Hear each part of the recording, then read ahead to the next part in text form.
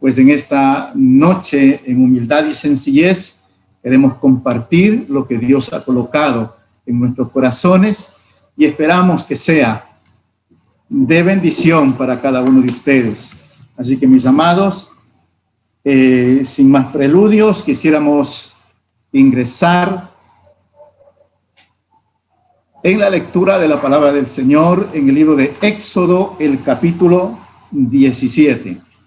Éxodo, el capítulo 17, vamos a estar dando lectura, la preciosa palabra del Señor.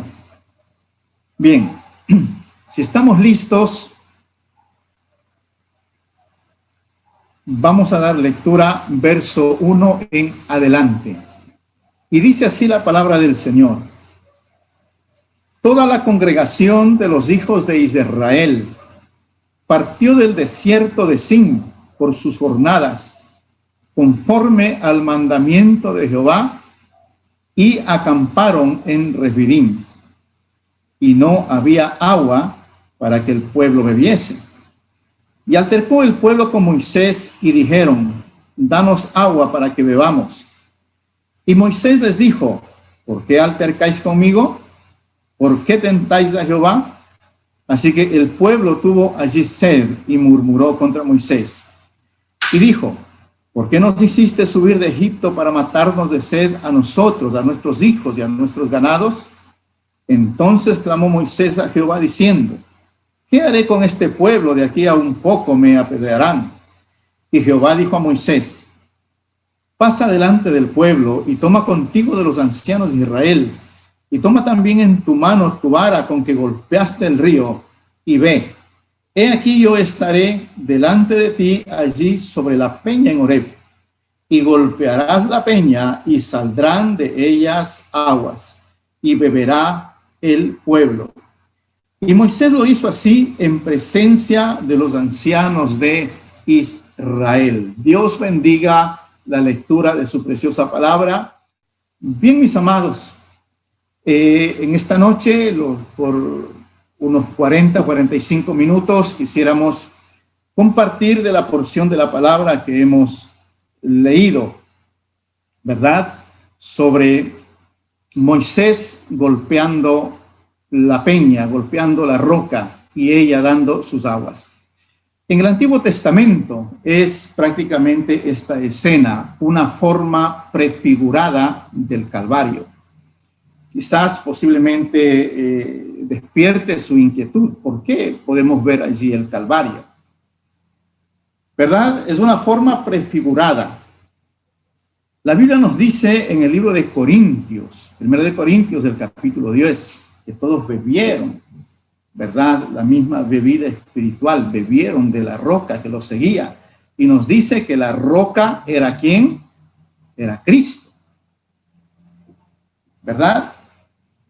Posiblemente haya, yo sé que si es un ministro, está pues, ¿verdad?, al tanto, creyentes en el mensaje que posiblemente tienen ya muchos años, pueden captar muy rápidamente la palabra, pero posiblemente hay bebés espirituales y uno nunca sabe, hay vidas.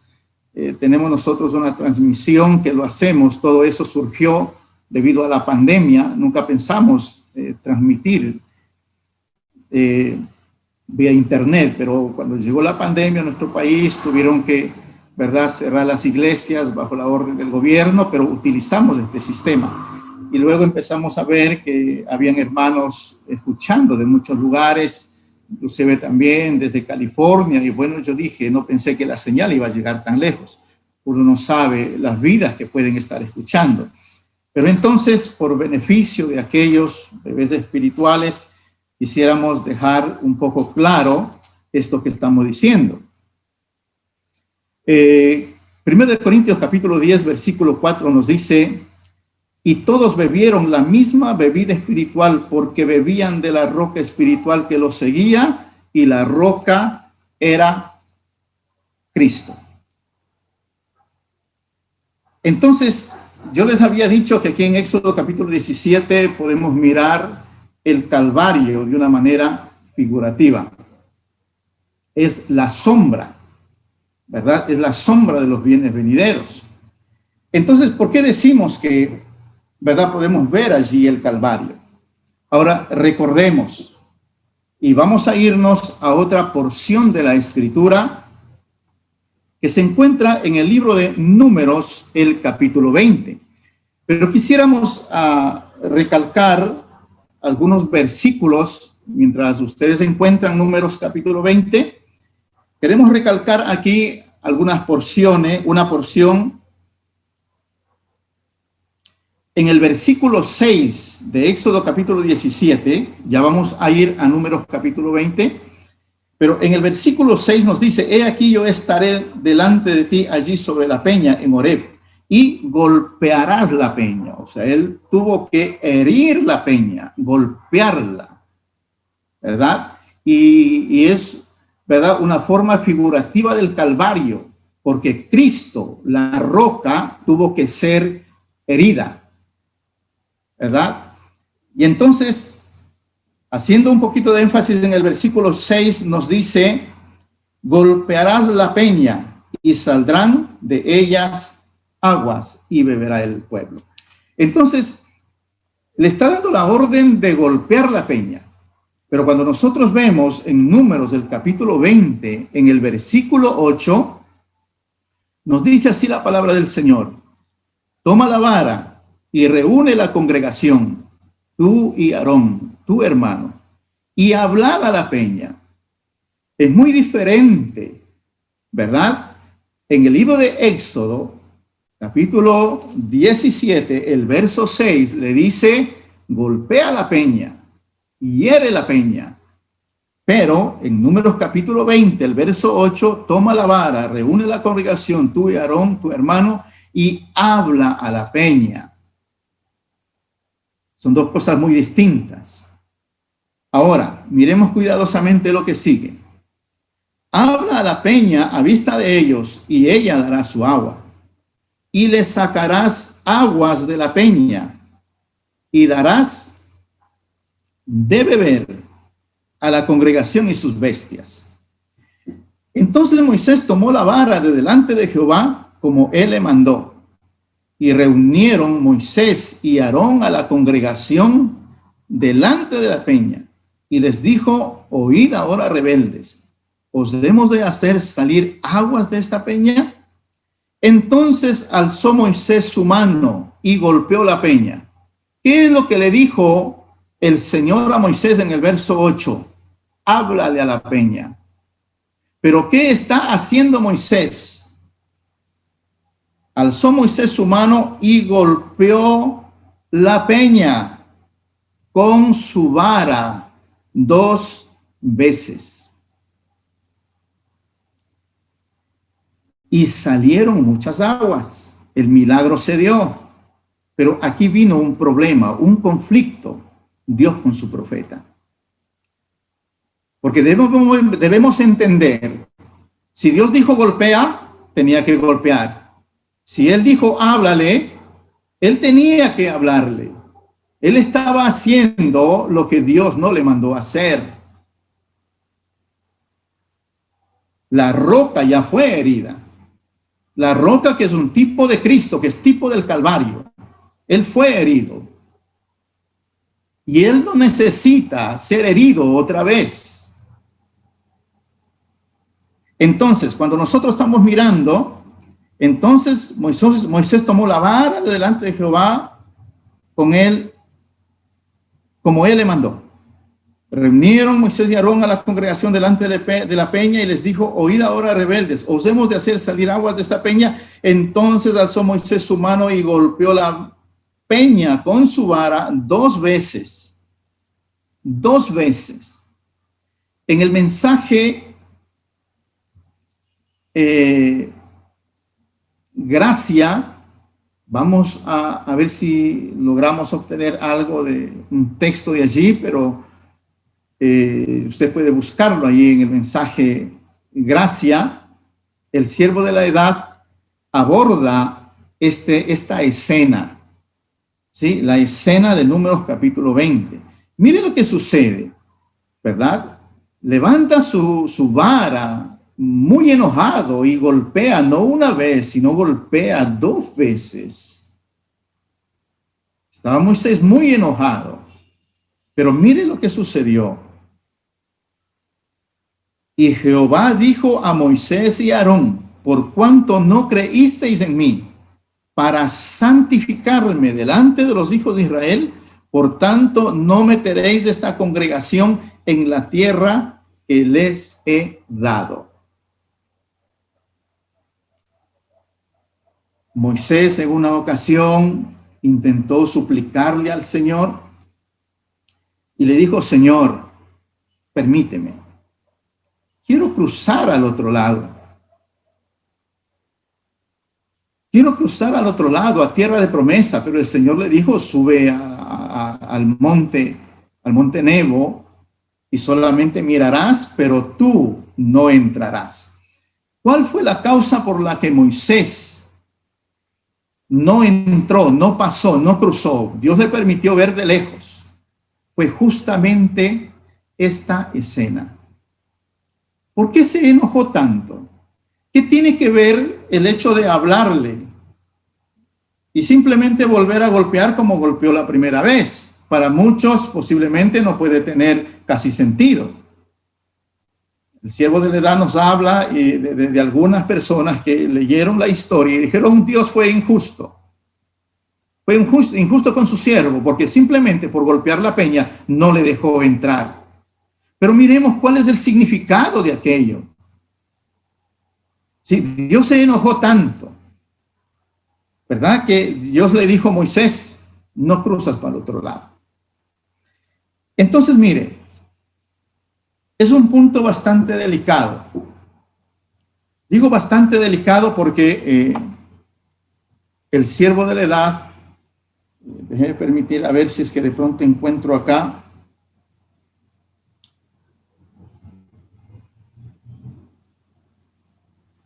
Sí, Señor.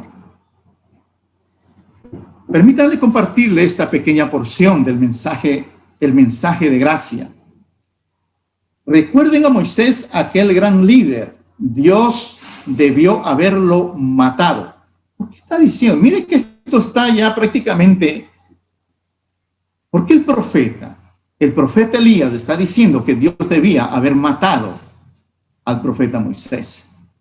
¿Qué tan grave fue ese accionar? Fue muy grave. Que un profeta, como es el profeta de nuestra edad, dijo: Dios debió haberle matado. Pero ¿por qué el profeta está diciendo esas cosas? No lo está diciendo simplemente por decirlo, pero el celo de Dios está encendido en el corazón del profeta Elías de nuestro tiempo.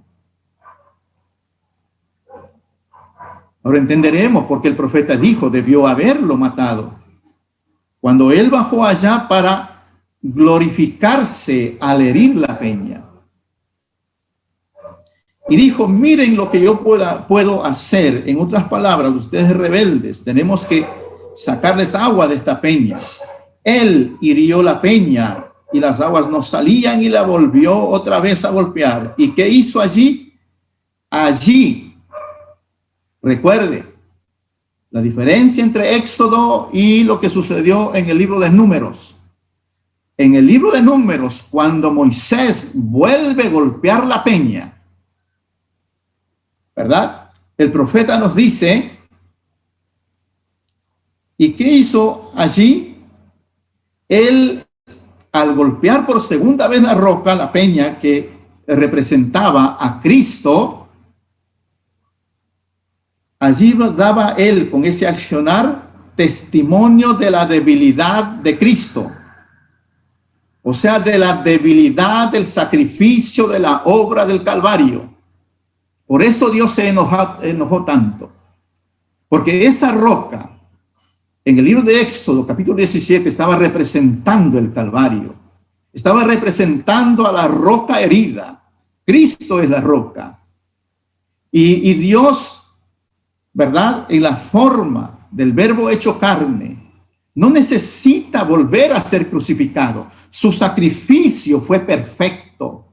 Su sacrificio llenó todos los requisitos de la demanda del rescate de redención de sus hijos. Hay muchos hermanos que han solicitado, ¿verdad?, peticiones de oración, posiblemente varias necesidades, dolencias. Crea que lo que Dios hizo en el Calvario es más que suficiente. Es más que suficiente lo que se hizo en la cruz del Calvario y no necesita añadirle absolutamente nada más. Lo que Dios hizo en el Calvario no necesita que el sistema, ¿verdad?, el sistema religioso ayude a lo que es la obra del Calvario. Entonces, cuando Moisés golpea por segunda vez, está hablando de la debilidad o de la ineficacia. Por eso Dios se enojó tanto. Dijo, no me diste la gloria. Entonces, mire, ahora vamos al libro de...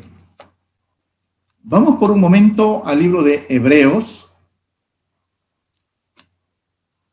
Vamos a irnos por un momento al libro de Hebreos y vamos a tomar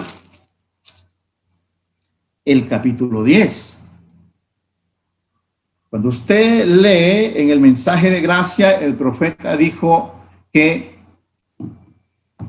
Moisés estaba quebrantando la misma ley. Ya, Hebreos capítulo 10. Mire cómo dice acá la escritura.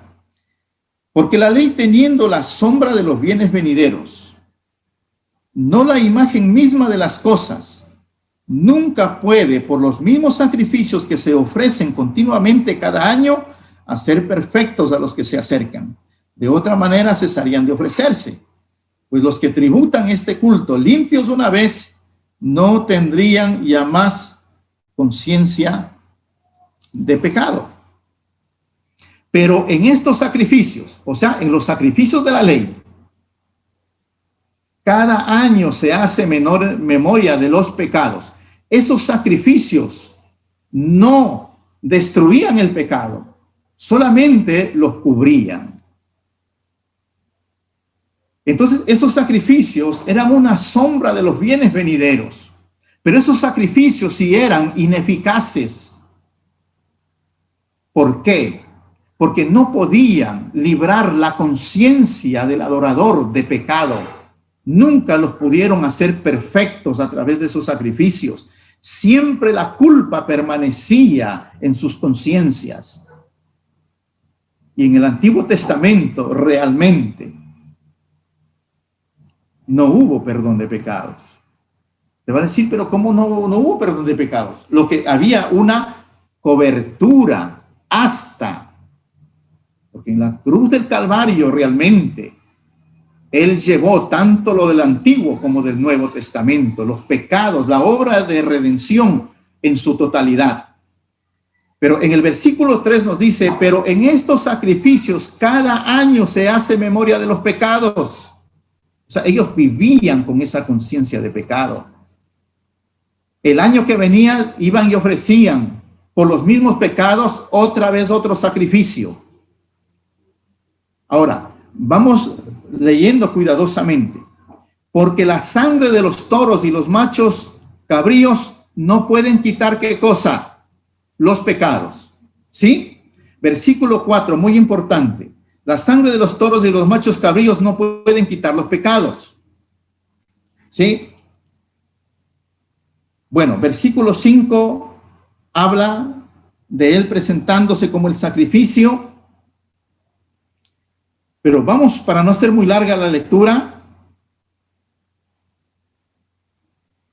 en el versículo 10 dice, en esa voluntad somos santificados mediante la ofrenda del cuerpo de Jesucristo, hecha una vez para siempre. En el Antiguo Testamento, el versículo 4 nos dice que la sangre de los toros y de los machos cabríos no pueden quitar los pecados, solamente los cubrían. Y por eso cada año los mismos sacrificios y por los mismos pecados, haciendo memoria de los pecados. Pero entonces, ya en el verso 10 nos dice, mediante la ofrenda del cuerpo de Jesucristo hecha una vez para siempre. Una vez para siempre. Y ciertamente todo sacerdote está día tras día ministrando y ofreciendo muchas veces los mismos sacrificios que nunca pueden quitar los pecados. Estamos hablando de la ley del Antiguo Testamento. Nunca podían quitar los pecados. Pero Cristo, habiendo ofrecido una vez para siempre un solo sacrificio. Eso era lo que estaba tipificando la roca cuando el Señor le dijo a Moisés, golpea la peña. Una sola vez es suficiente. Un solo calvario. Porque realmente venía el Cordero perfecto. Un solo sacrificio. Por eso tenemos la bendita experiencia bajo este nuevo pacto, bajo la sangre del Cordero, donde nunca son hallados nuestros pecados. Dios saca de su memoria y de sus registros cuando la sangre del Cordero ha sido aplicada a nuestra vida. Pero cuando Moisés golpeó por segunda vez, estaba queriendo decir como lo estaban haciendo en el Antiguo Testamento. El sacerdote volviendo otra vez otro sacrificio por los mismos pecados. No. Por eso él se enojó tanto, porque estaba tratando de hablar o de decir de que el sacrificio tendría que ser herido otra vez más, o que no era eficaz, no era suficiente lo que se había hecho en el Calvario, y eso lo enojó, y con toda razón Dios se enojó. Porque lo que Dios hizo en el Calvario es algo glorioso, es algo precioso. Él tomó los pecados suyos y los míos y descendió a los infiernos y los tiró al culpable de todos los pecados, que es el diablo, Satanás. Y usted como creyente, si usted ha tenido una experiencia verdadera con Dios, ya no tiene conciencia de pecado. Usted ha sido libre del pecado. Su conciencia está liberada, lo que no fue en el Antiguo Testamento. Por eso el Hijo de Dios tiene que creer, tener fe en su sangre, porque la Biblia nos dice, Romanos por el capítulo 5, justificados por la fe. ¿Qué nos quiere decir justificados? Que nuestros pecados desaparecieron, no están cubiertos, desaparecieron, no hay forma de encontrarlos. La sangre de Jesucristo es tan poderosa que desintegró cada partícula, y el acusador de nuestros hermanos, como dice Apocalipsis capítulo 12, oh mira, fulano de tal cometió un error, oh mira, fulano de tal hizo esto, no, y el Señor dice, ¿dónde? No, yo no lo veo. Bendito sea el Señor, porque la promesa del Señor bajo el nuevo pacto dijo, y no me acordaré de sus pecados. Oh, alabado sea el bendito nombre del Señor. ¿No está contento, hijo de Dios, hija de Dios, mi amado hermano, de que nuestra conciencia ha sido libre de pecado? De que nuestros pecados no están en los registros ni en la memoria de Dios. Por más grandes cosas que pudo haber sucedido en el antiguo pacto, yo no hubiera querido vivir bajo ese pacto. Yo me siento también, siendo un pecador, lleno de errores. Bendito sea el Señor, he sido liberado de mi pasado, he sido liberado de mis errores, he sido liberado de mis pecados, mi conciencia está libre. Oh, bendito sea el nombre del Señor en esta noche. Por eso Dios se enojó tanto con Moisés. Dijo, Moisés, lo siento, pero tú no entras. Tú no entras al otro lado. Estás hablando de que el sacrificio que yo, ¿verdad? En sombra estaba tipificando la roca. Estás hablando de que no va a ser suficiente. Dios dijo, es suficiente. Alabado sea el nombre del Señor. Ahora déjeme ir un poquito más adelante. El siervo de la edad predicó un mensaje titulado Acusación. Y en ese mensaje de acusación, el siervo de la edad nos dice, yo acuso a esta generación. Yo acuso a esta generación. ¿Cuántos se acuerdan de esas palabras del siervo de la edad? Yo acuso a esta generación de haber crucificado por segunda vez. Oh, y eso es muy grave, hermano. Eso es muy grave. De haber crucificado por segunda vez con clavos denominacionales en las puertas de sus iglesias. ¿Por qué el sistema religioso tuvo que inventar otros manuales aparte de la palabra de Dios? Porque dicen, no, la Biblia no es suficiente. ¿Cómo que no es suficiente? La Biblia nos dice que la palabra de Dios es viva y eficaz. Es viva y eficaz. Eficaz quiere decir que tiene el poder, la autoridad para cumplir lo que ella ha prometido. Entonces, cuando el sistema religioso pensó y dijo, no es suficiente la Biblia, tenemos que hacernos nuestros manuales, tenemos que hacernos nuestro sistema religioso, tenemos que sacar nuestro manual religioso, aparte de la palabra. El profeta vino y les dijo, ustedes han crucificado Cristo, que es la palabra. Cuando el hombre trata de buscar otro camino aparte de la palabra, estás diciendo que la palabra no te puede ayudar. Estás diciendo que la palabra no es suficiente. Se recordarán en una ocasión Abraham y Sara, Dios les hizo la promesa. Pero dijeron, oh Dios, hemos esperado 5, 10 años, hemos esperado cuántos años. Parece que esto no va, Dios prometió, pero parece que como que necesita una ayudadita esta situación. Y Sara dijo, Abraham, tenemos que actuar, tenemos que empezar a movernos. Oh, qué difícil muchas veces es quedarse. No sé si en algún momento, no sé si en un canto o en una oración, alguien dijo sobre el cuarto hombre en el horno. Oh, cuán difícil es esperar, pero qué bueno es esperar, porque Él llegará a la escena. Y Sara le dijo, Abraham, toma a Agar mi sierva, y pienso que necesitamos echar una ayudadita, y el hijo va a ser el hijo de la promesa y arreglamos el asunto. No, Dios no necesita esa clase de ayuda. Dios no necesita nuestra duda, necesita nuestra fe. Necesita que nos quedemos todavía, aun cuando los cielos truenen y relampagueen. Necesita todavía que el Hijo de Dios se quede y la palabra, como los jóvenes hebreos que iban al horno de fuego, no veían por dónde, ¿verdad? Pero en el momento que los lanzaron, allí estaba Él, de la eternidad vino, el cuarto hombre, ¿verdad? ¿Para qué? Para cumplir su palabra. Él es más que suficiente. Entonces, ¿qué está haciendo Sara? Dándole una ayudadita.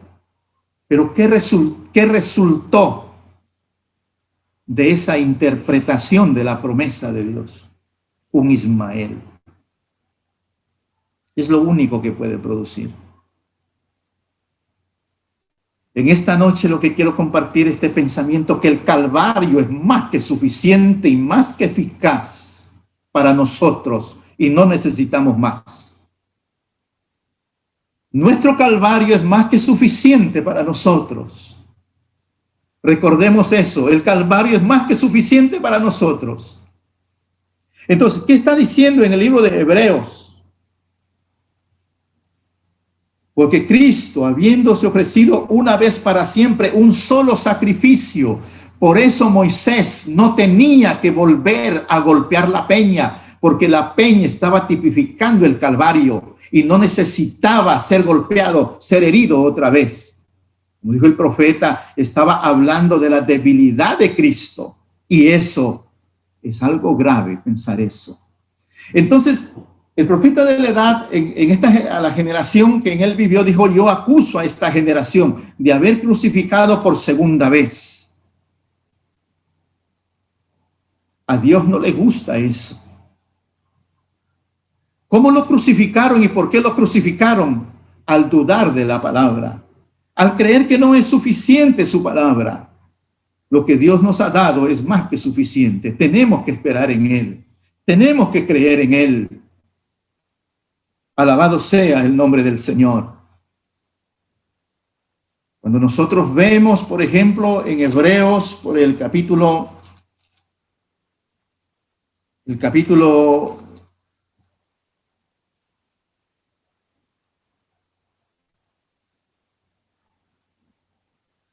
6, Hebreos capítulo 6, aquí vemos otra escritura. Cuando nosotros vamos, bueno, para tener un poco la idea, aunque no es el tema, pero solamente quiero enfocar en el verso 6. Y recayeron. Está hablando de los que fueron iluminados. Bueno, leámoslo más bien desde el verso 4. Porque es imposible que los que una vez fueron iluminados, gustaron del don celestial, fueron hechos partícipes del Espíritu Santo, y asimismo gustaron de la buena palabra de Dios y los poderes del siglo venidero, y recayeron. Dijo, es imposible, dijo, que sean otra vez renovados para arrepentimiento. Pero mire lo que sigue: crucificando de nuevo para sí mismos al Hijo de Dios y exponiéndolo a vituperio. No necesita que el hombre vuelva a golpear a Cristo para ser crucificado. Fue un error muy grande y quizá mostrándonos en una sombra lo grave que es eso. Cristo es más que suficiente para nosotros. Cristo es nuestro todo. Él envió su palabra. Entonces, cuando el profeta, déjeme leer un poquito más, pienso que el tiempo pasa bastante rápido cuando estamos en los negocios del Padre.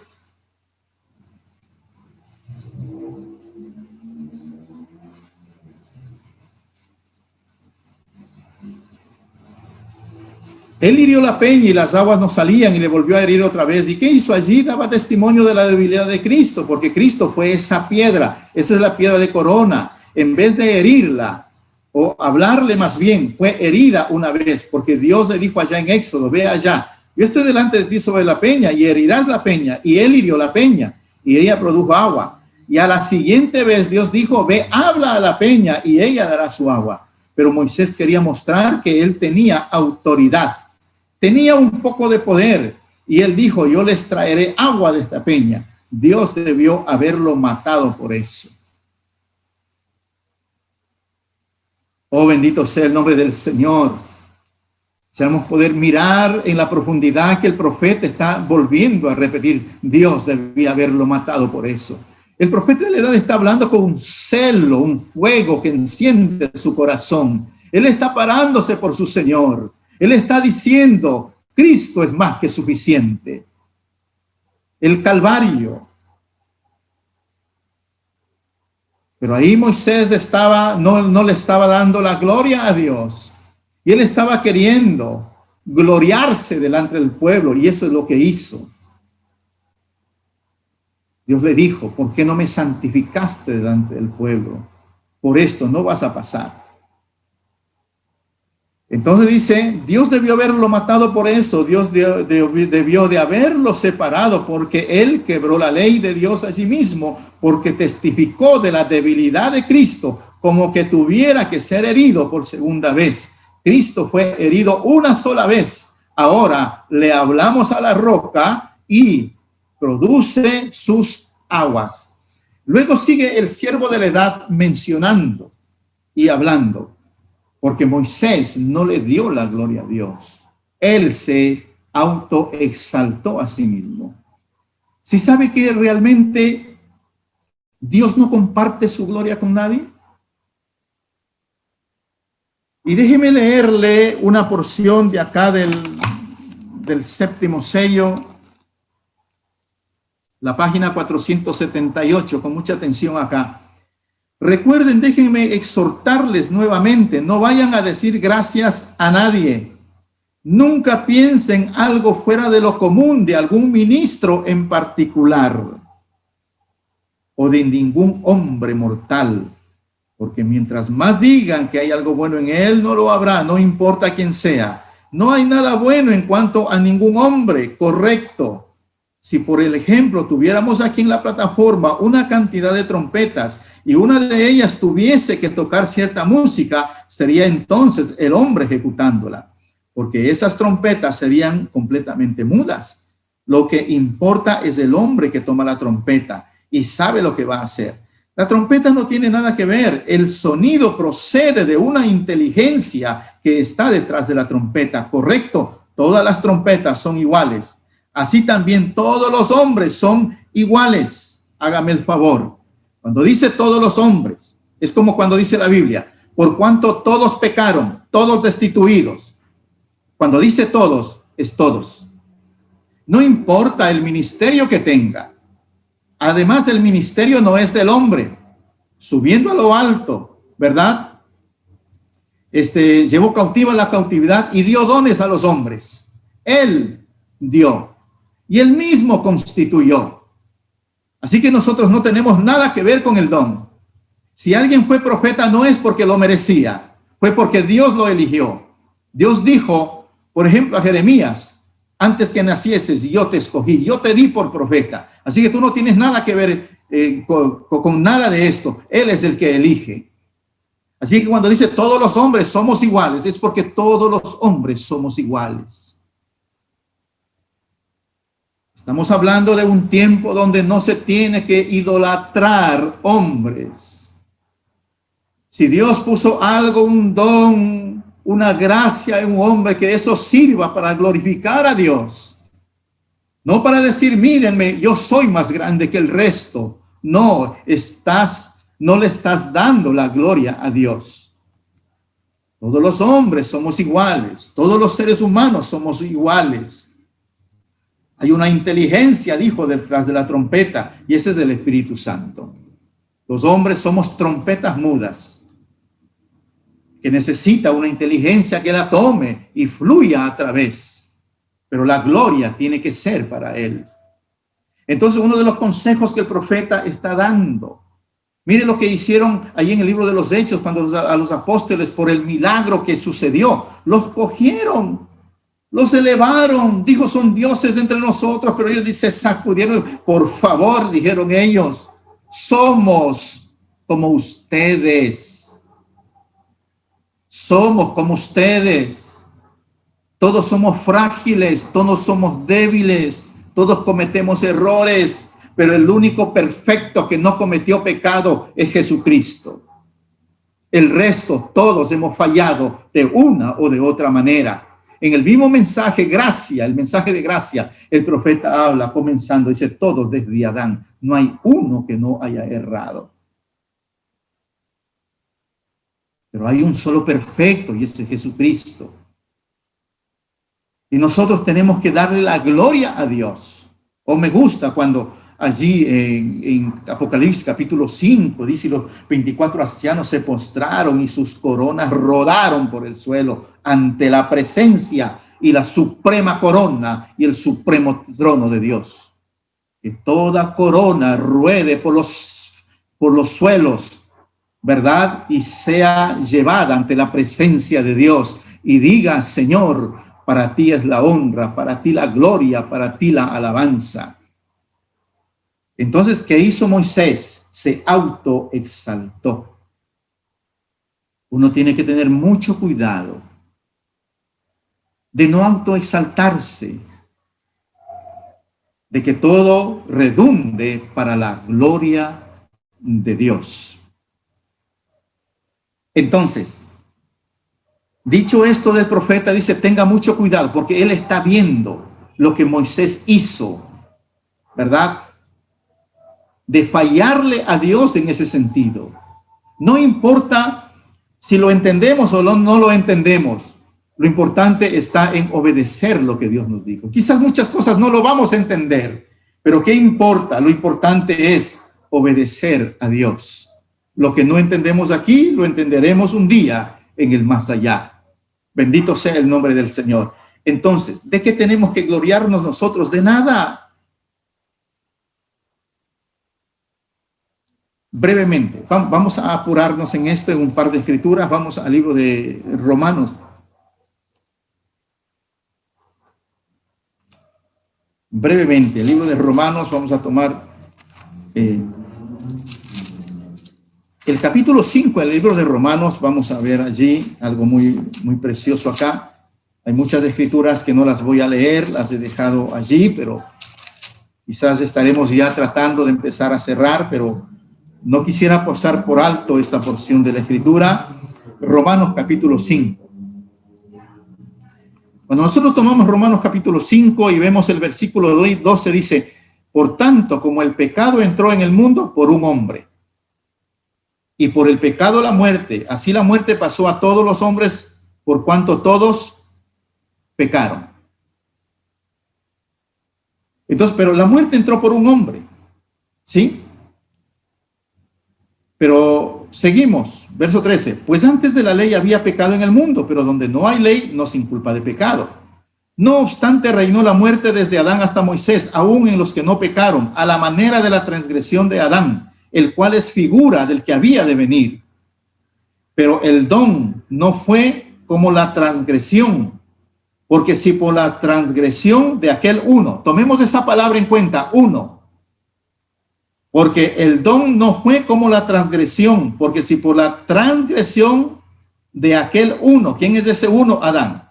Dice, murieron los muchos, abundaron mucho más para los muchos la gracia y el don de Dios por la gracia de un hombre, Jesucristo. ¿Sí? Aquí está hablando de uno por el hombre por el cual entró el pecado y de un solo hombre por el cual vino la salvación, la redención. Ahora mire, verso 16. Con el don no sucede como en el caso de aquel uno que pecó. Otra vez vuelve al uno que pecó. Porque ciertamente el juicio vino a causa de un solo pecado para condenación. Pero el don vino a causa de muchas transgresiones para justificación. Pues si por la transgresión de uno, mire aquí verso 17, pues si por la transgresión de uno solo reinó la muerte, mucho más reinará en vida por uno solo, Jesucristo. Hablando de uno solo que está obrando acá. Aquí no está la obra de nadie más. No está la obra de una iglesia, no está la obra de una denominación, no está la obra del hombre. Está hablando de uno por el cual entró la muerte, pero uno solo está obrando redención. Verso 18. Así que, como por la transgresión de uno vino la condenación a todos los hombres, de la misma manera, por la justicia de uno, vino a todos los hombres la justificación de vida.